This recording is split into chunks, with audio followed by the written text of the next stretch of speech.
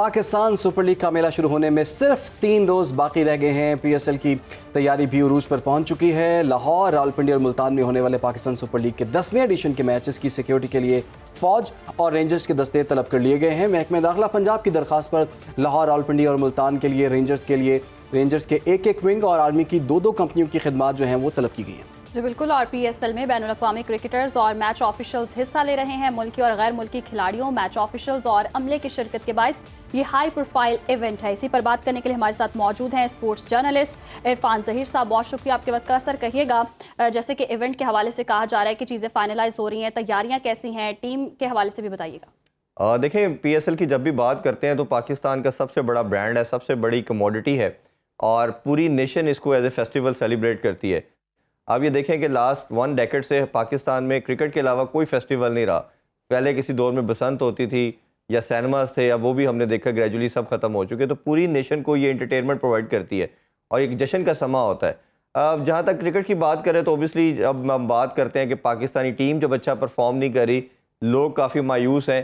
But इसका सबसे बड़ा एक पर्पज़ कह लें, ये का फेस्टिवल भी है, साथ क्रिकेट भी है। और हार जीत का बड़ा लॉस आपको होता नहीं है, दुख होता नहीं है कि जी ये टीम पाकिस्तान हार गया।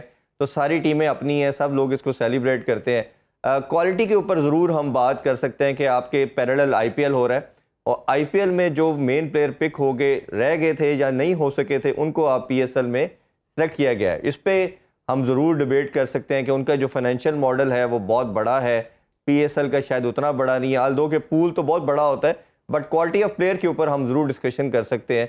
बट इस दफ़ा काफ़ी बड़े नाम भी हमारे पास नज़र देखने को आएंगे। डेविड वार्नर हमें नज़र आएंगे, इसी तरह केन विलियमसन है वो नज़र आएंगे।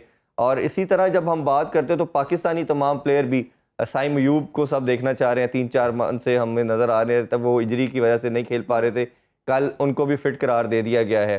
फ़खर ज़मान हमें दोबारा एक्शन में नज़र आएंगे। तो एक अच्छा बैटल, अच्छा तगड़ा मुकाबला देखने को मिलेगा। अच्छा इरफान, जैसे कि आपने कहा कि ये जी हाई प्रोफाइल इवेंट है, अच्छा मैच भी देखने को मिलेगा, अच्छा इवेंट होने जा रहा है, लेकिन अली तरीन ने तो बहुत तनकीद की है। उन्होंने कहा कि ये सिस्टम ही ठीक से नहीं चल रहा है और 1-2 लोग हैं जिनके तहत ये सिस्टम चलाया जा रहा है। और वो तो ये भी कहते हैं कि लार्जेस्ट लीग नहीं है ये जो दावा किया जाता है। जी बिल्कुल। उनका जो रिसेंट 1-2 इंटरव्यूज़ है उसमें काफ़ी ज़्यादा उन्होंने ओपनली बात की और काफ़ी ज़्यादा क्रिटिसाइज़ भी उन्होंने पीसीबी को किया।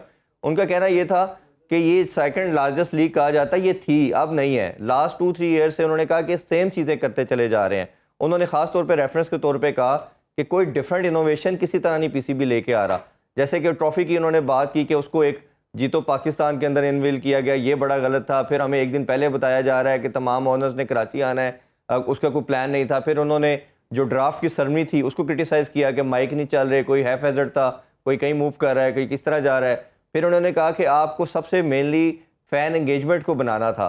आपने पीसीबी ने as a biggest stake holder क्या फ़ैन एंगेजमेंट के लिहाज से काम किया।